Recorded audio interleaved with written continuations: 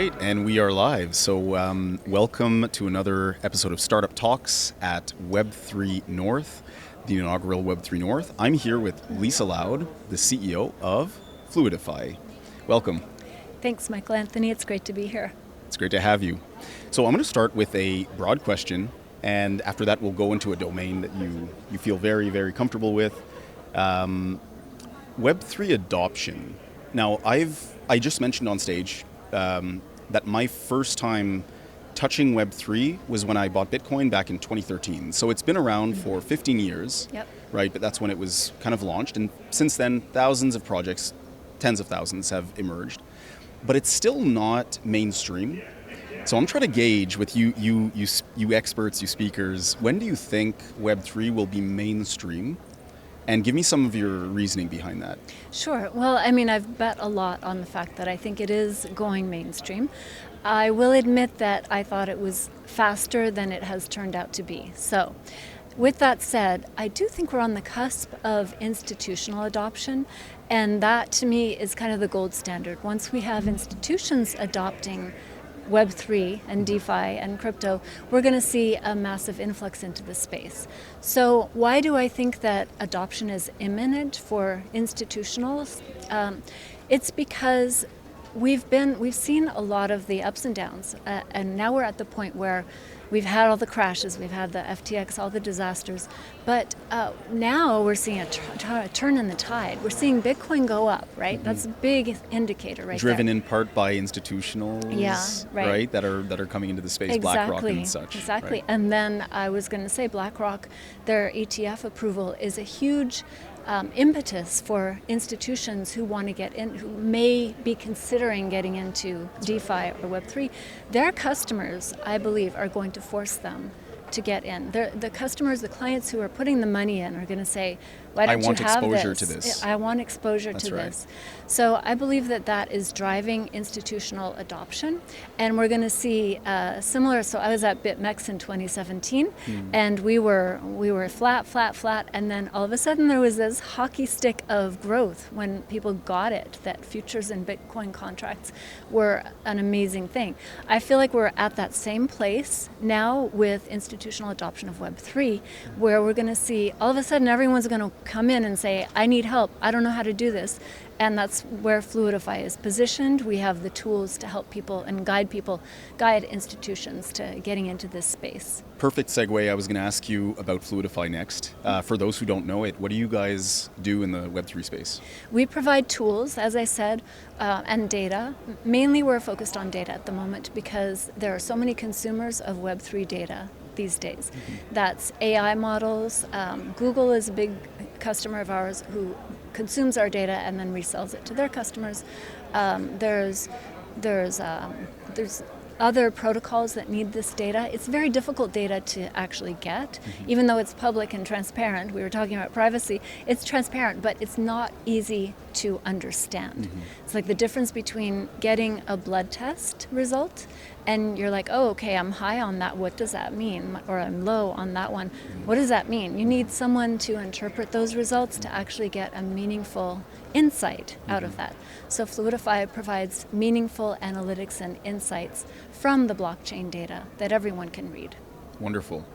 And a subject that we heard a couple times this morning that I think is going to be a huge point of contention on both sides is that of privacy with respect to Web3. So what can you tell us about privacy? How is it going to be manifest in Web3, and how are we going to have more and in some cases less, and what are some of the solutions that are emerging to push each way? That's a great question, and I think there's a lack of awareness right now on how much privacy we're losing. Blockchain, by its nature, is transparent. It's decentralized. Anybody can get access to it. Anyone can read the transactions, and so in a world where we've come to expect that our privacy is guarded by institutions, not always very well, right? A lot of data leaks, but we do expect those institutions to take measures to protect our privacy. In blockchain, all of that is gone. Like there's no third party who is responsible for keeping our transactions private anymore, or our data even.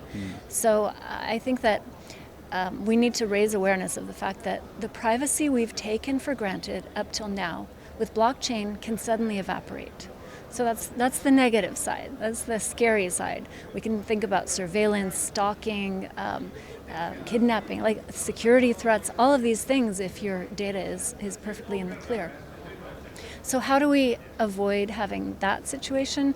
There are solutions that have come up, like Tornado Cash, where you can mix, and Monero, where your transactions are private.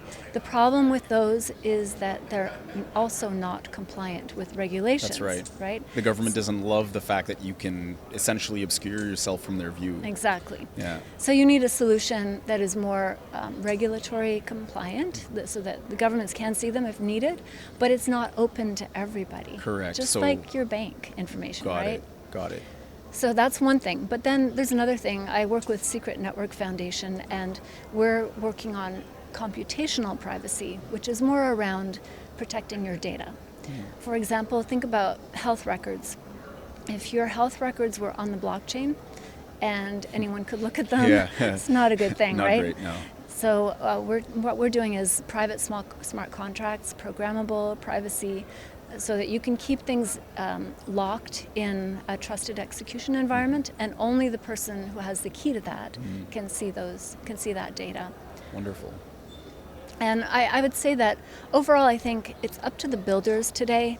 It's not up to the regular consumers to figure out how privacy should work in blockchain. It's up to the builders to build with privacy technology. So I'm talking to a lot of developers now to educate them about the need to build foundational privacy into their applications.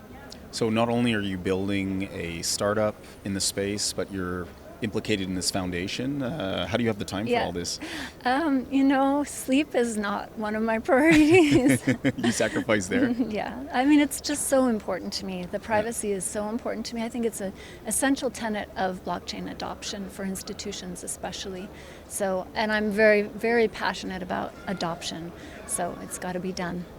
Privacy is also like a human, I don't know if you call it a human need, like access to water, for example, but it is very important. It's it's intuitively important. So I think it's great that there are organizations like yours that are like working on these problems.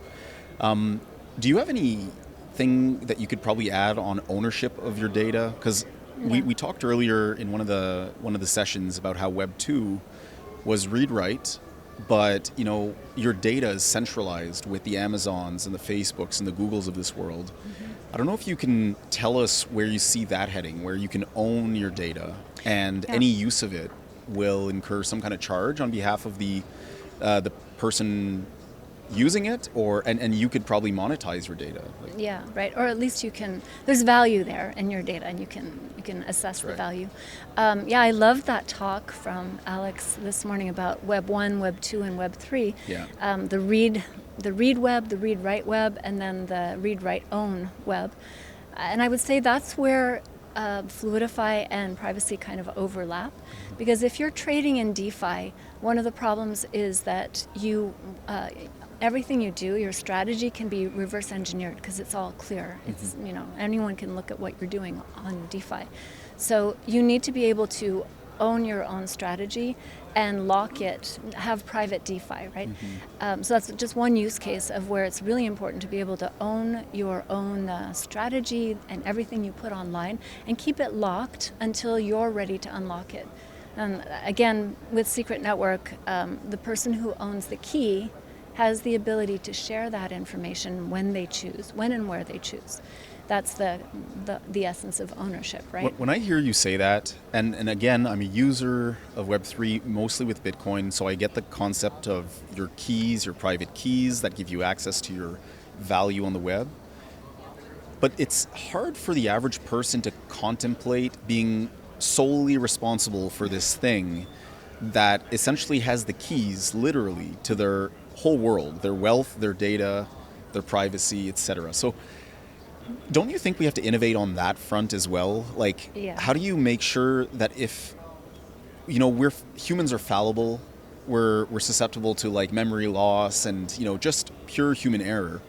How do we make sure that in the event of these human moments, we can still prove our identity to reclaim our value, to reclaim our data and the likes. That is a problem that has not yet been solved. And at Shapeshift, where I was running operations, we really, really wrestled with this in 2020. How do we match up the ethos of your keys, your crypto, ownership of your own private key, with user experience? And I don't have a solution for it yet. It's 3 years later, and I still am trying to solve that problem. Because it seems like a huge one. It seems like one that it'll literally touch everyone who's in the space, who's a user. Mm-hmm. There's always that lingering fear that, I'm responsible for all of this now. And it almost tempts you to want to go back to a custodial model, because we're used to working with banks, we're used to working with interfacing with governments and third parties. And we talk about, Web3 in layers, layer 1, 2, 3. Some people are calling 3 and 4, let's say like app layers, custodial layers. Mm-hmm. So maybe there's always going to be a need for custodians unless we can solve this problem. Maybe that's a huge startup opportunity for those listening. I think it is. I just really wish we would. I think it's solvable. Think about vaults. If you had multi-signature vaults where if you lost your password, someone else could validate you and you could get access to it. That's a very good application. I think it's someone would build. Yeah, you're right. I think that's a good intermediate application. I always wondered though if, and I'm just dreaming here, I'm riffing, but you own your DNA, it's unique. Why don't we tie our private keys to our DNA, and we have to submit proofs maybe on the spot? But then I don't know, maybe there's flaws to that too. There are, because someone can steal your DNA. Correct. Any biometric validation system has its dangers. Yeah, I think no system is unhackable, right? I think that's something that a friend of mine, a cybersecurity guy, he said, and I was like, really? No system is unhackable. Right. So I guess. And there's always the wrench attack. Human. Right. That's sorry. What's the wrench attack? Okay, you have everything locked down with maximum encryption and multiple validation, 2FA, 5FA, and then someone meets you in a hallway and says, "Give me your key, or else I'll hit you with this wrench." Essentially holds a gun to your head. Right. Exactly. I get it. And unfortunately, that comes back to human nature. Yeah. And there's not much we can do about that. But I agree that for now, multi-sig as a solution is kind of good enough. It helps us.